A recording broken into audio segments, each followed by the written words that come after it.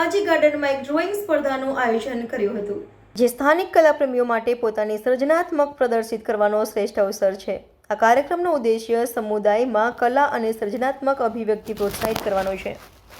આ સ્પર્ધાનો મંત્ર છે સર્જનાત્મકતા સાથે વિશ્વને રંગવું। આમાં 100 જેટલા બાળકોએ ભાગ લીધેલ હતો।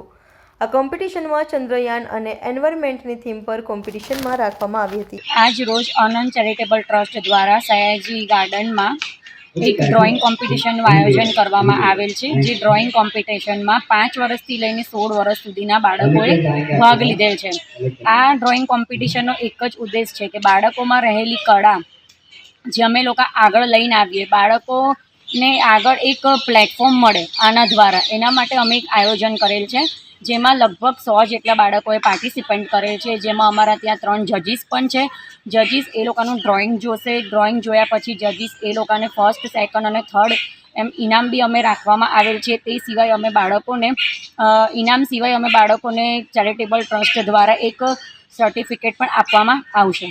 શું નામ આપનું? મારું નામ ભારતી શાહ છે, આનંદ ચેરિટેબલ ટ્રસ્ટના ટ્રસ્ટી।